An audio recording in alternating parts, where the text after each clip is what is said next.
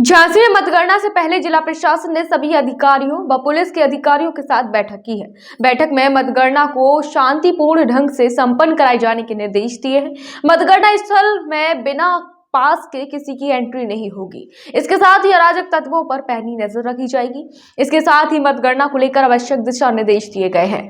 मतगणना के लिए लगभग 1400 कर्मचारी तैनात किए गए हैं।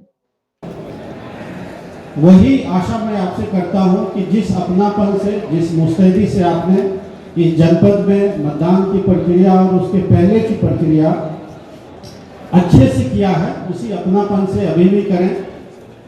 इसके संदर्भ में हमें ज़्यादा कुछ नहीं कहना है, क्योंकि आप लोग कई मतगणना करवा चुके हैं। यहाँ भी आपकी डिटेल ब्रीफिंग हो चुकी है। अभी सारे वरिष्ठ अधिकारियों ने आपसे अपने अपने कार्य क्षेत्र के बारे में शेयर किया है। एक चीज बहुत जरूरी है कि मतदान हो या मतगणना, उसको शांतिपूर्ण ढंग से करवाने के लिए निष्पक्षता बहुत जरूरी है।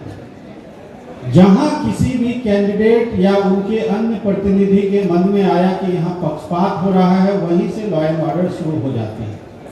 इसलिए ये बहुत जरूरी है कि आप लोग अपने दिमाग में बहुत क्लियर रहें कि यहाँ जो मंडी में, जनपद झांसी के मंडी में जो मतगणना की प्रक्रिया होगी, बिल्कुल ही भारत निर्वाचन आयोग का जो मार्गदर्शन है उससे बिल्कुल इधर उधर नहीं होगा।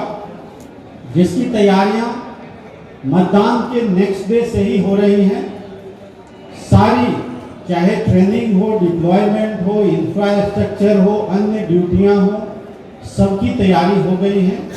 निष्पक्षता के बारे में भी बार बार हिदायतें दी गई हैं। देखिए, निष्पक्षता बहुत कुछ लीडर पे डिपेंड करता है। जब लीडर निष्पक्ष रहते हैं तो पूरी टीम निष्पक्ष रहती है। अगर किसी का थोड़ा भी इधर उधर दिमाग जाता है तो उसके खिलाफ या तो पहले से आइडेंटिफाई करके या समय रहते कार्रवाई करके हम उसकी चांसेस को कम कर देते हैं। तो हमने जिसकी भी ड्यूटियां लगाई हैं, ये सब जांच पड़ताल करके अच्छे लोगों की ड्यूटियां लगाई हैं। अभी मैं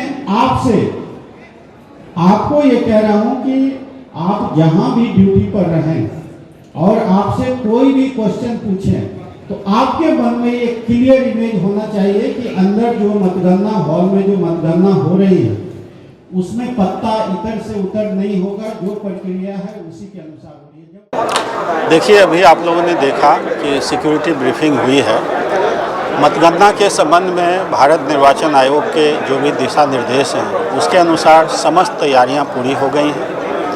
आप देख रहे हैं कि मतगणना हॉल के अंदर जो भी लॉजिस्टिक संबंधी चीज़ें हैं सबकी व्यवस्था हो गई हैं। मतगणना हॉल के बाहर जो सुरक्षा संबंधी चीज़ें हैं सब जगह पुलिस और मजिस्ट्रेट की ड्यूटी लग गई है। जो सीसीटीवी हैं वो लग गई हैं। बैरिकेडिंग की व्यवस्था हो गई है। पार्किंग के संबंध में दिशा निर्देश दे दिए गए हैं। जो हमारा मंडी परिसर है जिसके अंदर मतगणना होना है उसकी 4 दीवारी के बाहर भी कानून व्यवस्था को मुस्तैद करने संबंधी सारी व्यवस्थाएं हो गई हैं। इसके अलावे भी पूरे जनपद के जो थाना क्षेत्र हैं वहाँ भी कानून व्यवस्था पे नज़र रखने के लिए दिशा निर्देश दे दिया गया है। तो सारी तैयारियां हो गई हैं। साथ ही हमने जो हमारे उम्मीदवारगण हैं उनको भी हमसे अपील है कि यहाँ मतगणना की प्रक्रिया बिल्कुल ही शांतिपूर्ण ढंग से हो। निष्पक्ष तो हम करवाएंगे ही, शांतिपूर्ण ढंग से हो, इसके लिए आप जिला प्रशासन में सहयोग करें। और अगर कहीं से कोई क्वेश्चन है, किसी तरह का संशय है, तो हम लोग हमेशा ओपन हैं। मैं और एसएसपी साहब कभी भी आप आके हमसे मिल सकते हैं। किसी भी तरह का कोई संशय हो तो उसका निस्तारण कर सकते हैं। कितनी मतगणना शुरू होगी, उसके कितनी टेबल लगाई गई? देखिए, भारत निर्वाचन आयोग के दिशा निर्देशानुसार कल सुबह 8 बजे से मतगणना की प्रक्रिया शुरू हो जाएगी। इसके लिए 7 बजे हम स्ट्रांग रूम उम्मीदवार के प्रेजेंस में खोलेंगे। इसके लिए समस्त उम्मीदवारगण को लिखित में सूचना दे दी गई है।